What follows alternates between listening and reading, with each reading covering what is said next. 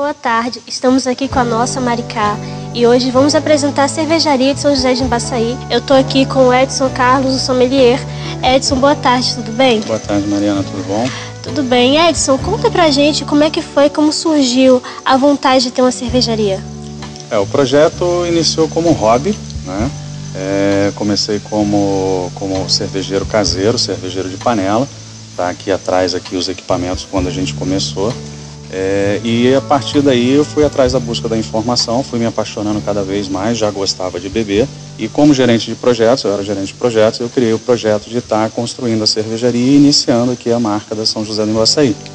E assim começou. Fala um pouco pra gente das cervejas que você tem aqui, quais são os sabores, qual é o seu favorito também. As cervejas são baseadas em estilos, normalmente levam os nomes de origem das receitas. São conhecidas e consideradas 4 escolas cervejeiras. A gente tem a escola germânica, a escola britânica, a escola belga e a escola americana. Eu sou um mestre cervejeiro voltado para a escola belga. Então todas as nossas cervejas se enquadram mais nos estilos belgas, ou seja, são cervejas mais palatáveis, mais suaves, cervejas que procuram agradar a maioria dos paladares. E Edson, por que São José do Embaçaí o nome da cervejaria? A gente achou como melhor o próprio nome de São José, até porque aqui atrás da gente a gente tem uma cachoeira, que é pouco conhecida em Maricá, mas é a cachoeira de São José do Embaçaí. A gente tem toda essa vegetação, toda essa mata, e porque São José do Embaçaí foi onde nasceu Maricá, na verdade. E tem toda uma história por trás de São José do Embaçaí que envolve as questões góticas, as questões da origem da cerveja na época medieval, né? Que é a questão de que aqui na fazenda de São Bento eram dos monges beneditinos. Os beneditinos remetem à Bélgica e a Bélgica remete à minha escola cervejeira. Então a gente tentou manter aí o mais próximo possível das raízes e criar um ambiente aconchegante, acolhedor, porém simples, né? Lá dentro da fábrica a gente tem inclusive uma frase que é uma frase que remete que a simplicidade ela é o último grau de sofisticação. Uma frase de Leonardo da Vinci. E a gente também aproveitou isso para poder colocar como algo que nos mantém no trilho e mantém na origem da gente manter o local rústico, porém acolhedor e aconchegante. Podemos conhecer lá dentro? Sim, vamos lá. Então vamos lá conhecer a cervejaria. Gente, mas o lugar é lindo, né? Sim. É bem aconchegante. Sim, a gente montou esse pub, né? O mais simples possível, porém acolhedor, e respeitando um pouco os moldes dos pubs que tem lá fora na Inglaterra, na Bélgica. E nós lançamos uma coletânea homenageando a antiga estrada de ferro de Maricá. Legal. Então a nossa primeira leva de garrafas, que por enquanto só tem ela no mercado, ela vem contando a história das estradas de ferro de Maricá.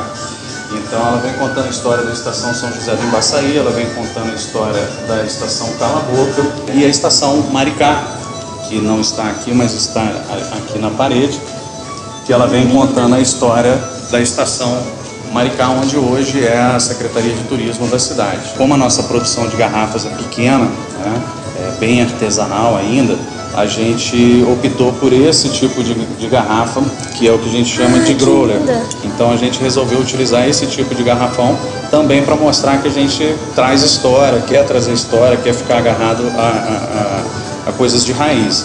E essa garrafa permite que a pessoa venha aqui na cervejaria, escolha a cerveja que ela gostar e leve a garrafa com aquela cerveja que ela gostou. Não precisa ficar presa a comprar uma garrafa que vai ser descartada depois. Essas foram algumas das cervejas que no processo de formação como sommelier, você degusta entre 400 e 600 tipos diferentes de cervejas e rótulos diferentes de cerveja. E esse brasão aqui é de vocês que fizeram ele?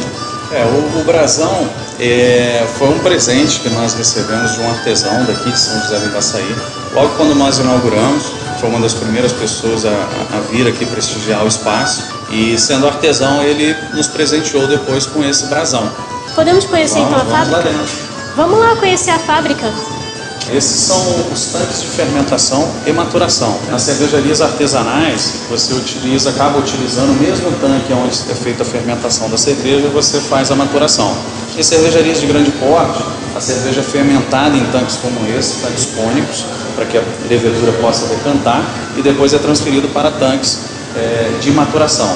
Porém, é comum em cervejarias assim de pequeno porte, como a nossa, utilizar o mesmo equipamento de fermentação como maturação. Então, em cada um desses tanques a gente tem uma temperatura diferente, cada um desses tanques a gente tem uma cerveja diferente, sendo fermentada ou maturada, depende da fase do processo que o produto está, e aqui ela fica até o momento de ser embarrilada ou engarrafada para o consumo. Eu acredito que os espectadores, eles não sabem como é que se faz assim, uma cerveja, a importância de todo o processo, todo o trabalho. Sim. Então, eu acho que é uma coisa muito legal.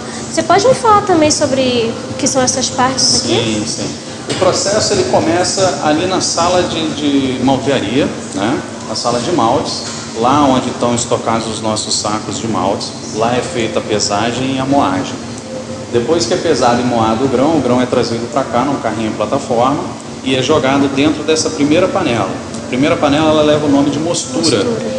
Essa plataforma aqui a gente chama de cozinha. A cozinha são exatamente panelas, porque o processo de produção é basicamente um processo culinário também. Então a gente tem a primeira fase que é a mostura. A mostura é onde a gente mistura o grão com água e, de acordo com rampas diferentes de temperaturas quentes, esse grão vai sendo liberado o amido dele, vão sendo ativadas algumas enzimas e cada uma dessas particularidades vão agregar alguma coisa na cerveja, vão interferir no corpo da cerveja, na coloração da cerveja, no teor alcoólico da cerveja, no paladar da cerveja. Então, a primeira panela, que é a mostura, ela é a panela principal quando você define o que será no final a cerveja. Depois ela é passada para a panela do meio, que é a panela de clarificação ou recirculação. Ali a gente tem um visor de vidro, onde a gente recircula a cerveja puxando ela por baixo e jogando ela novamente em cima da cama de malte. Interessante. Então a gente não faz aqui o uso de filtragem do nosso produto. O nosso produto, quando ele está acabado, ele está da mesma forma como ele foi processado ali nas panelas, ou seja, é ali que eu defino a limpidez da cerveja, a clarificação da cerveja. Então as nossas cervejas elas tendem a ser um pouco mais turvas porque a gente não utiliza um filtro. É muito comum no mercado utilizar filtros de membrana ou filtros de terra de atomácia. Eu prefiro não fazer a filtragem e levar um produto mais puro. Né? Depois de definida essa clarificação, essa limpidez, quando ela chega ali no visor eu vejo que está dentro do nosso padrão, eu jogo ela para a última e terceira panela, que é a panela de fervura. Lá a cerveja é elevada até o ponto de ebulição, ela começa a ferver. E lá é o momento onde a gente adiciona lúpulos, tanto para aroma como para amargor. Dependendo do tempo de fervura, você tem basicamente uma regra que a primeira metade da sua fervura você define amargor. E a segunda metade, para o final, você define aromas. Então ali é onde a gente joga blends de lúpulos para definir tanto amargor quanto aroma. Quando termina a fervura, a cerveja está em torno aí de 100 graus de temperatura, 110 graus de temperatura. A gente faz um processo chamado whirlpool, que é uma recirculação. Essa recirculação faz com que toda a poeirinha de malte que tem, o próprio lúpulo que foi dissolvido ali, ele sofre um processo centrífugo e se acumula no fundo da panela, no meio da panela. E aí a gente retira a cerveja lá pela lateral da panela e passa num outro equipamento ali chamado trocador de calor. Por quê? Para vir para esses tanques, a cerveja não pode vir em alta temperatura, porque nesse momento aqui a gente vai adicionar a levedura. Então, se for uma cerveja de alta fermentação, a gente tem que ter a temperatura da cerveja entre 15 e 25 graus. E se for uma cerveja lager de baixa fermentação, a gente tem que ter entre 5 e 15 graus no máximo de temperatura. Então a gente passa lá pelo trocador de calor justamente para que ela venha para cá já na temperatura ideal para a gente inocular o fermento. E aí é que transforma-se em cerveja.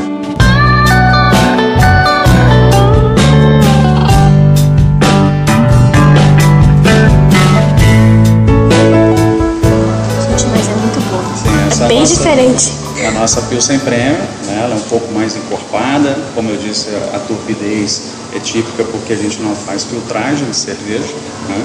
Só a filtragem lá no bagaço do malte. Então ela tem uma característica bem diferente de uma Pilsen tradicional. Vem cá, e me fala também como é que é o atendimento daqui, né? Para o pessoal saber como é que vai ser recebido quando chegar aqui, porque eu tenho certeza que muita gente vai querer vir aqui depois dessa matéria. Você pode me falar? A gente abre aos sábados e domingos, das 10 às 20 horas. Algumas vezes uma vez por mês a gente faz um evento aqui chamado Beer Yoga. Esse evento é durante o dia, às 10 da manhã e às 15 da tarde. E uma vez por mês a gente faz um evento noturno, né, com alguma banda de jazz, de blues ou de rock de raiz, ou bandas celtas. E aí a gente funciona um pouquinho até mais tarde, normalmente até meia-noite no sábado.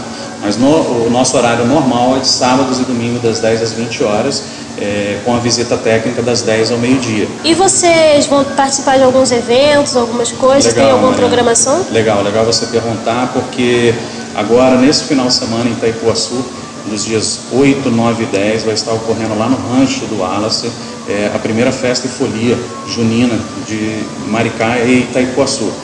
Vão ter várias atrações, vários food trucks, algumas beer trucks também de outras cidades, e a São José vai estar lá também prestigiando e apoiando esse evento.